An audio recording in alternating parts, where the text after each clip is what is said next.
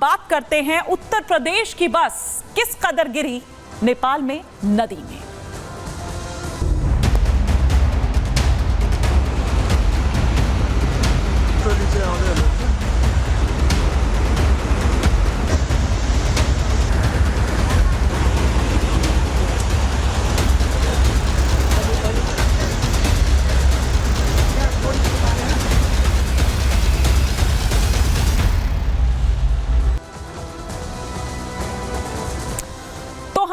ये ग्राफिक्स के जरिए देखिए बता रहे हैं कि किस तरह से दरअसल जो उत्तर प्रदेश की बस है वो नेपाल में मार्सेंडी नदी जो है वहां पर जा गिरी। उत्तर प्रदेश के गोरखपुर से आ रही थी ये, इसे नेपाल जाना था और जिस वक्त दरअसल ये हादसा हुआ उस वक्त नेपाल के तनहू जिले में पहुंची थी। 40 लोग इसमें सवार थे, 40 यात्री उस वक्त यहां पर थे। और आपको बता दें कि जिन लोगों की मौत हुई है या जिन लोगों के बारे में जानकारी सामने निकल कर आ रही है उसमें यह बताया जा रहा है कि 14 भारतीय हैं। अब उसमें से उत्तर प्रदेश से कितने हैं इसका खुद संज्ञान लेते हुए, स्वतः संज्ञान लेते हुए तमाम जो उनके अधिकारी हैं मुख्यमंत्री योगी आदित्यनाथ ने उनको आदेश दिया है, निर्देश दिया है और ये कहा है कि जो भी यात्री है उनकी मदद की जाए। क्योंकि आपको बता दें कि उत्तर प्रदेश के गोरखपुर से ही चली थी ये बस और ये जा रही थी नेपाल। लेकिन उससे पहले ही आप ये देखिए कि किस तरह से ये हादसे का शिकार हो जाती है और जहां ये हादसे का शिकार हुई वहां तनहू जिला था। आपको हम ग्राफिक्स के जरिए दिखा रहे हैं कि किस तरह से ये बस सामने से आ रही थी और नदी में ये जा गिरती है। मौसम वजह बना या क्या वजह बनी ये तमाम जांच का विषय है, लेकिन हम आपको बता रहे हैं कि नेपाल में ये भारतीय बस जो भयंकर हादसे का शिकार हुई, ये ग्राफिक्स के जरिए, एनिमेशन के जरिए हम आपको तस्वीरें दिखा रहे हैं।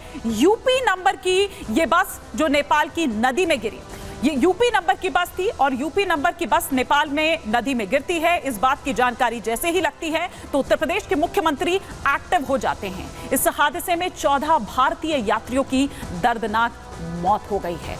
मुख्यमंत्री योगी आदित्यनाथ खुद इसके बारे में जानकारी ले रहे हैं, उन तमाम अधिकारियों को निर्देश दिए गए हैं।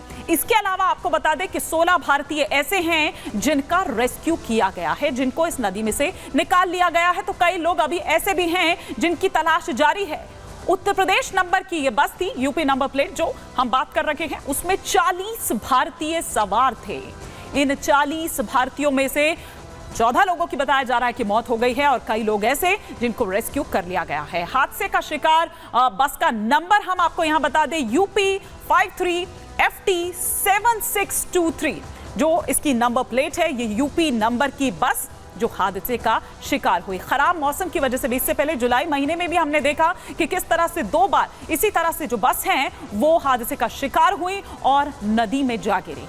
मौसम वजह बना, क्योंकि इस तरह के जो पहाड़ी इलाकों की अगर हम बात करें तो वहां पर ज्यादातर हम देखते हैं कि बरसात की वजह से, मौसम खराब होने की वजह से दरअसल जो भूस्खलन है वो वहां पर होता रहता है, जिस वजह से मुश्किलात आती है, स्लिपरी हो जाती है रोड्स। तो इस वजह से क्या ये हादसा हुआ ये अभी जांच का विषय है, लेकिन जो प्राथमिकता है वो ये है कि जो भी लोग नदी में गिरे हैं उनका रेस्क्यू किया जाए। अब हम आपको उन तस्वीरों के जरिए यहां पर दिखाते हैं वो तनहुन, जहां तनहुन जिला नेपाल का, जहां पर यह हादसा होता है। तनहुन जिले में पहुंची थी उस वक्त ये बस और आप देखिए किस तरह का मंजर उस वक्त था, किसी को समझ नहीं आता है। जो भी आसपास के लोग थे जैसे ही वो देखते हैं, जैसे ही वहां पर चीख पुकार मचती है उसके बाद वो उस जगह पर पहुंच जाते हैं और पूरा देखिए पहाड़ी इलाका है, पूरा जंगल का ये एरिया है, तो यहां पर थोड़ी सी मुश्किलात भी आ रही है। मौसम लगातार खराब है। आप यहां पर देखिए नदी कितना जबरदस्त फ्लो जो है वो नदी में यहां पर देखा जा रहा है। ये तनहुन हम आपको दिखा रहे हैं, ये मार्सेंडी नदी हम आपको दिखा रहे हैं जहां पर दरअसल ये हादसा हुआ। उत्तर प्रदेश की बस, उत्तर प्रदेश के गोरखपुर से ये बस निकली थी, नेपाल ये जा रही थी। इससे पहले कि ये अपने गंतव्य तक पहुंच पाती, तनहुन जिले में जैसे ही ये पहुंचती है ये हादसे का शिकार हो जाती है। लेकिन नेपाल में यह हादसा होता है और इधर एक्शन में आ जाते हैं मुख्यमंत्री योगी आदित्यनाथ। नेपाल बस हादसे पर योगी ने संज्ञान लिया।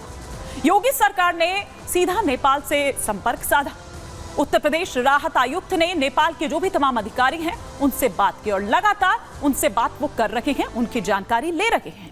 उत्तर प्रदेश के राहत आयुक्त JS नवीन का बयान क्या है कि पता लगा रहे हैं, यूपी से तो कोई इसमें शामिल नहीं है, क्योंकि उत्तर प्रदेश के गोरखपुर से दरअसल ये सफर इसका शुरू होता है और महाराजगंज के एसडीएम को भी भेजा गया है नेपाल। वो उनको भेजा गया है कि भैया आप देखिए, जांचिए, परखिए और अगर कुछ ऐसा है तो फिर जो उनके परिजन हैं, उनके परिवार वाले हैं, रिश्तेदार हैं, उनको आप जाकर इत्तला कीजिए।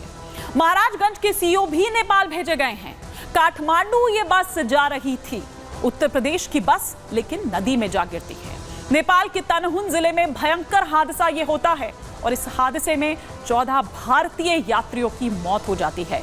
16 यात्री जो बुरी तरह से इसमें जख्मी हैं, जिन्हें अस्पताल में भर्ती कराया गया है और वहां उनको प्राथमिक जो भी उपचार है वो दिया जा रहा है। लेकिन अभी भी कई लोग हैं, क्योंकि गोताखोर वहां पर लगाए गए हैं, अभी भी कई लोग हैं जो लापता बताए जा रहे हैं, जिनकी तलाशी अभियान जो है वो वहां पर चलाया जा रहा है।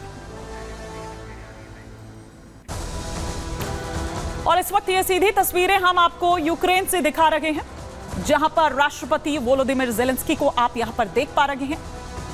प्रधानमंत्री नरेंद्र मोदी और वोलोदिमिर ज़ेलेंस्की की ये मुलाकात कई मायनों में अहम है और सभी की निगाह इस पर लगी हुई है। खास तौर पर अगर हम बात करें यहां पर रूस की, खास तौर पर बात करें रूस की, तो उसकी भी यहां पर निगाह लगी हुई है। और जिस तरह से आज बायलैटरल टॉक्स की अगर हम बात करें तो उनमें 4 ऐसे समझौते भी हुए हैं। मेडिसिन, मानवीय सहायता पर भी ये समझौता जो है वो हुआ है। साथ ही साथ सांस्कृतिक आदान प्रदान जो है उसे लेकर भी करार किया गया है।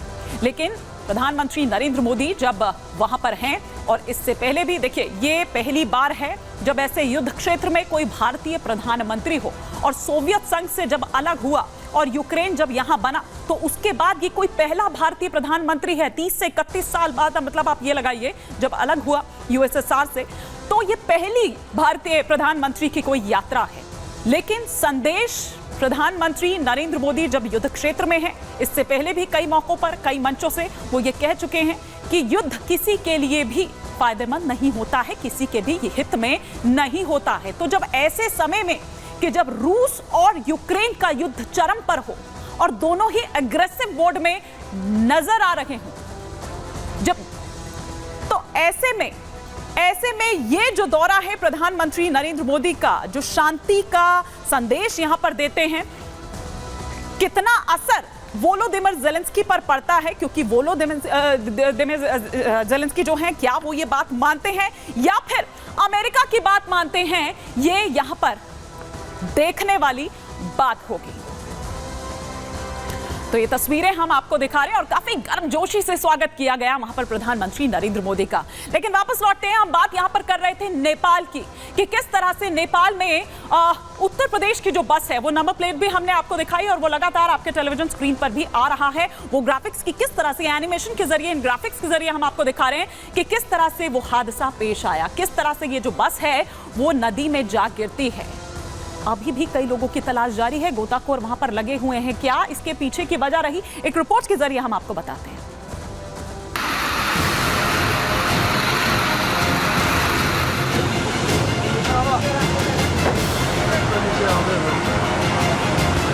नेपाल की राजधानी काठमांडू के लिए जा रही उत्तर प्रदेश की बस नदी में गिर गई। ये भयंकर हादसा नेपाल के तनहुन जिले में हुआ। हादसे के वक्त बस में 40 भारतीय यात्री सवार थे। यात्रियों से भरी यूपी की बस पोखरा से काठमांडू जा रही थी और तभी अचानक यूपी की बस मार्सिया गड़ी नदी में गिर गई। यात्रियों से भरी बस नदी में गिरी तो चीख पुकार मच गई, लेकिन दर्दनाक और दिल दहला देने वाले इस हादसे में 14 भारतीय यात्रियों की मौत हो गई। साथ ही 16 भारतीय यात्री बुरी तरह जख्मी हैं। हादसे के बाद की तस्वीरें भी सामने आई हैं। नेपाल की इस तेज बहाव नदी में बस उल्टी पड़ी दिखाई दे रही है। इधर जैसे ही यूपी के मुख्यमंत्री योगी आदित्यनाथ को पता चला कि यूपी की बस नेपाल में हादसे का शिकार हो गई है, तभी सीएम योगी एक्टिव मोड में आ गए। सीएम योगी ने तुरंत संज्ञान लिया और योगी के आदेश पर यूपी के राहत आयुक्त ने तुरंत नेपाल सरकार के अधिकारियों से संपर्क साधा। साथ ही नेपाल से सटे यूपी के महाराजगंज के एसडीएम और सीओ को घटना स्थल के लिए रवाना कर दिया गया। ताकि पता लगाया जा सके कि हादसे में कोई यूपी का व्यक्ति तो शामिल नहीं है, क्योंकि नेपाल की नदी में गिरी बस यूपी के गोरखपुर की बताई जा रही है, जिसका नंबर यूपी 53FT 7623 है। Bureau report, Republic Bharat.